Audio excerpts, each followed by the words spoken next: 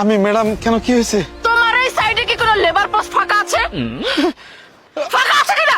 আছে, কিন্তু আপনি কি? আমি লেবার, কাজ খুঁজতেছি, আমার একটু কাজ দিবেন।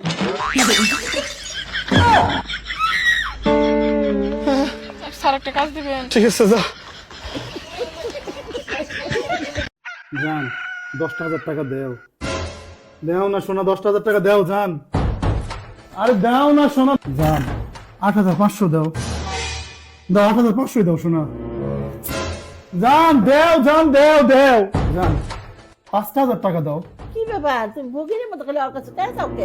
আম্মা ফকির না, পেডা আমার, আমি ওর কাছে রাখবার দিছি আম্মা। ও আচ্ছা, তাহলে তুই দিবই। দেও না তো। আরে কান্দিস না, বাচ্চা থাকবি। কয় পায়ের তোর মন কা লাগে কান্দোস কে? বিয়ার সিজন চলতেছে গোসাছি, বিয়া নিয়ে একটু বেশি সিরিয়াস হয়ে গেছিলাম গা। পরে বাড়িতে কইছে বিয়া না দিলে খাওয়া দাওয়া বন্ধ করে দিবি। যে ঠিক করছে নাকি? এক সপ্তাহ হইলো না খাই রয়েছে, আজকে ঘাড় ধইরা বাড়ি থেকে বাইর করে দিল। এই তুমি কাল রাতে স্বপ্নের ভিতর বিড়বিড় করে কি বলতেছিলা? জানো, কাল রাতে আমার স্বপ্নে শিব আসছিল। তাই নাকি? তা তুমি শিবের কাছে কি চাইলা? চাইলাম, হে প্রভু, বউ কন্ট্রোল করার শক্তি দাও আমায়। শক্তিদান কি করছিল? আরে না, সে বলে বউ কন্ট্রোল করার শক্তি যদি আমার থাকতো তাহলে কি আমি খালি গায়ে ঘুরে বেড়াতাম? যাও এবার গিয়ে থাল বাসন ধুয়ে ফেলো। এই শুনছো, এবার ঈদে কোথায় বেড়াতে যাবা? তাড়াতাড়ি বলো। এবার তো প্রচুর গরম পড়ছে, চলো আমরা সুন্দরবন ঘুরে আসি। বাপের বাড়ি কোরবানির ঈদে যাও, এবার চলো বান্দরবান ঘুরে আসি। বান্দরবনই তো যাবো, ওইখানে তোমার লেস কাটা আত্মীয় স্বজন আছে না? জীবন সঙ্গীটা ধৈর্যশীল হতে হবে, কারণ ঘাটতারা তো আমি নিজেই।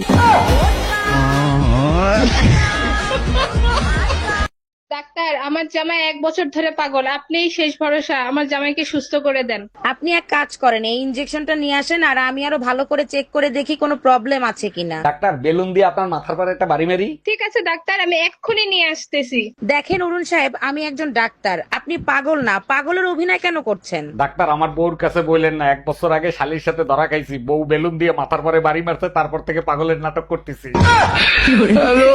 এই কই তুমি কোথায় গেছো? শিগগিরই এইদিকে আসো। হোলি খেলে এত তাড়াতাড়ি চলে এসছো? সর্বনাশ, তোমার দি রং দিয়ে ভূত বানায় দিছে, তাড়াতাড়ি ধুয়ে ফেলো। সাবান দিয়ে ধুইছি, সব রং উঠছে, শুধু নীলা রংটা উঠতেছে না, কি করব বলো তো? ওটা আস্তে আস্তে চলে যাবে, ওটাই তো তোমাদের আসল বিষাক্ত রং। মাঝে মাঝে না আমার নিজের সাথে প্রচন্ড পরিমাণে রাগ হয়। আমি এতটা মন ভোলা কেন? যখন জামাইয়ের সাথে ঝগড়া লাগে তখন না পয়েন্টের কথাগুলাই ভুলে যাই, কিন্তু যখন ঝগড়া শেষ হয়ে যায় তখন যখন মনে পড়ে মনে হয় এই কথাগুলাই যদি ঝগড়ার সময় মনে থাকতো তাইলে জামাই বেটাই জীবনেও ঝগড়া করে আমার সাথে জিততে পারতো না।